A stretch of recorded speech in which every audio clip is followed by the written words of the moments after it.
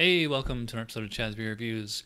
Yes, we are skipping ahead all the way to category 30, which is spiced beer. The reason for that is because this category includes the fall seasonal beers and the winter Christmas seasonal beers. And if I kept doing this according to schedule, we probably wouldn't get to this category until next summer, and all the fall and winter beers would be really old by then. So, I've got a beer that this was my number one beer of 2016, and I think it actually is a great example of category 30, spice, herb, or vegetable beer. This is Funky Buddha's. They're out of Miami, Florida. Last Snow Coconut and Coffee Porter. I think it's 6.4 ABV.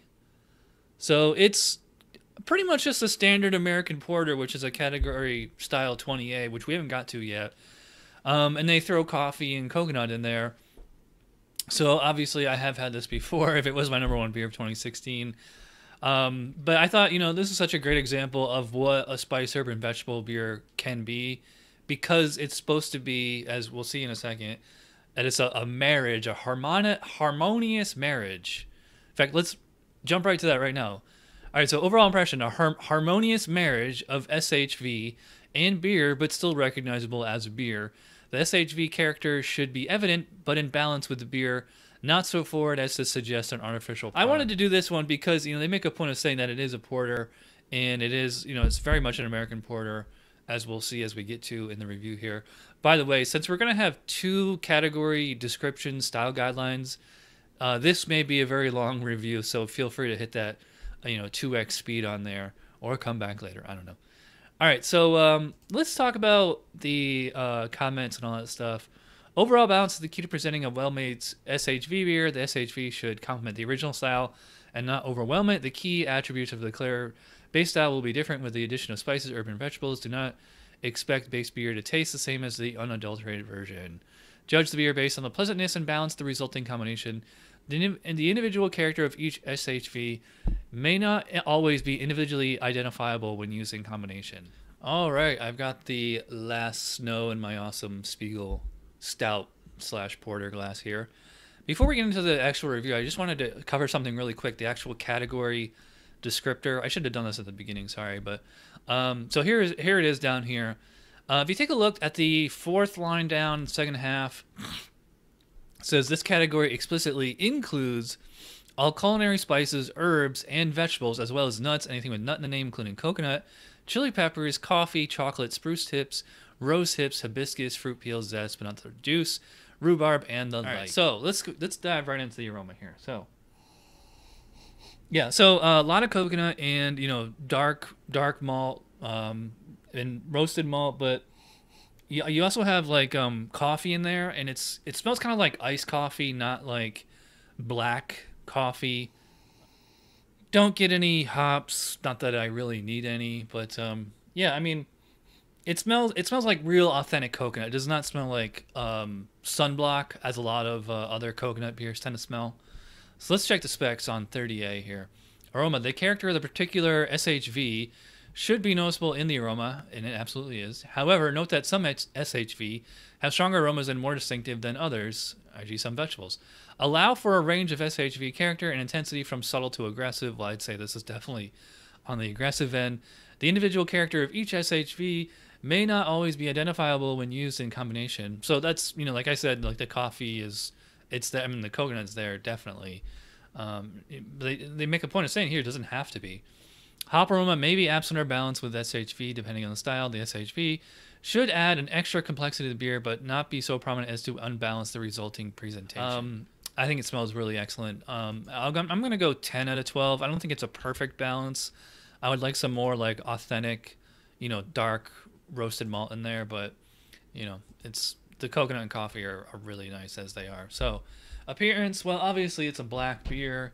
Even if I hold up to the sunlight, I just see like a little bit of brown at the edge down here. So I'm gonna say 44 SRM, and it did have a big 3-4 finger froth up there when I first poured it.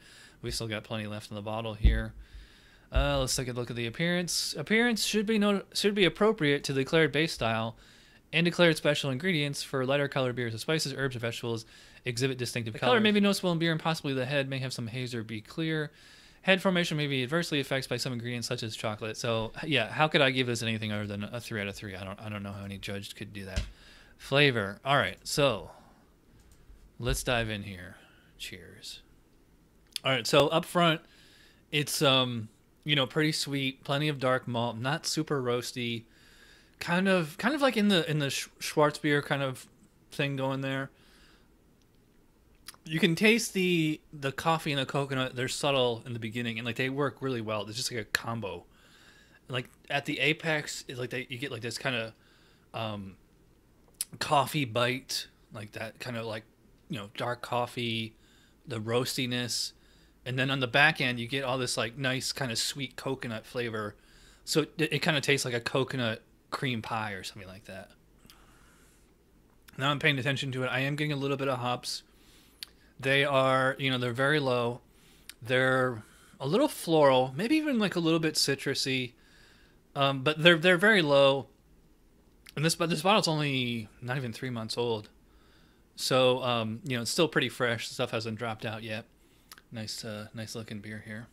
Let's go back to the specs for flavor. As with aroma, the distinctive flavor character associated with the particular SHVs should be noticeable and may range in intensity from subtle to aggressive. The individual character of each SHV may not always be identifiable when used in combination. The balance of SHV with the underlying beer is vital, and the SHV character should not be so artificial and or overpowering to overwhelm the beer. That's where like you're basically drinking an alcohol pop, which is why I'm not too crazy about a lot of those like peanut butter chocolate porters. They just taste like liquid candy, don't really taste like beer. Or like the 𝓑𝓻 sodas, which Not Your Father's Root Beer started, and now they're making hard seltzers and everything now. Hop bitterness, flavor, malt flavors, and alcohol content in fermentation byproducts such as esters should be appropriate to the base beer style and be harmonious and balanced with the distinctive SHV flavors present. Some SHVs are inherently bitter and may result in a beer more bitter than the declared base style. Well, that would make sense for this because coffee and coconut definitely are, quite bitter flavors. Let's check the specs on American Porter here real quick for flavor. Moderately strong malt flavor usually features a lightly burnt malt character and sometimes chocolate and or coffee flavors with a bit of grainy dark malt dryness in the finish. All right, so, like I said, I was getting like essentially stout flavors here. So when you have that, a fairly hefty, porter, and then you add coffee and coconut to it, it's just increasing that bitterness. So, going by the guidelines for the porter style and the SHV style, it seems to be like a perfect marriage there. Like, I think not only that, plus it's actually really tasty. I am going to go pretty high on this. I'm going to go 18 out of 20. I don't think it's perfect, but I think it's, really close. Mouthfeel.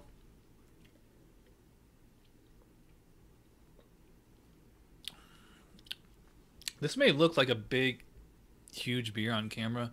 It's actually not. I mean, like I said, 6.4 ABV, which is certainly strong, but it's not. I would not call this imperial at all. I'm not going to have trouble drinking this entire 22-ounce bottle on the middle of the day like this. Of course, I wouldn't if I had to go to work later. So, mouthfeel. I'm going to say medium body, medium low carbonation. It's very, very smooth. The coffee and the coconut do linger, so there's like a little bit of a dry, bitter aftertaste. I would not call it astringent. It's a pleasant, I like the coffee and coconut flavor, so it's, I like the aftertaste. No alcohol taste, no alcohol warmth, so very easy drink beer. I don't think anybody would have a problem killing an entire, like I just said, I'm not going to have a problem killing this whole bottle. Let's check the specs on SHV. Mouthfeel may vary depending on the base beer selected and as appropriate to that base beer. Body and carbonation levels should be appropriate to the base beer style being presented. Some SHVs may add additional body, although fermentable additions may thin out the beer. Some SHVs may add a bit of astringency, although a raw spice character is undesirable. I agree with that. So it's not like it's like I'm just like chewing on raw coffee beans or coconut or something like that. As far as the specs for American Porter say, Mouthfeel, medium to medium full body, true. Moderately low to moderately high carbonation, true. Stronger versions may have a slight alcohol warmth. This one doesn't. May have a slight astringency from dark malt, so this character should not be strong. So either way, it's completely within the guidelines there. So I am going to go the full 5 out of 5 on mouthfeel. Overall impression, I'm going to say 10. I think that this is I think it's a, like they said, a harmonious marriage of American porter, and you have that coffee and coconut on top of it. Plus, it's really tasty beer. Yeah, total score, 46 out of 50 for Funky Buddha Last Snow. That is a 10 out of 10. It's kind of a low 10. Yeah, all right, so I'm going very long here. If you watch all the way to the end, you are awesome. Again, 46 out of 50, 10 out of 10. Number one beer for me for 2016. Yes, that was a year ago. These guys make some really weird and wacky and awesome stuff. So thanks for watching. I will see you guys next time. Cheers.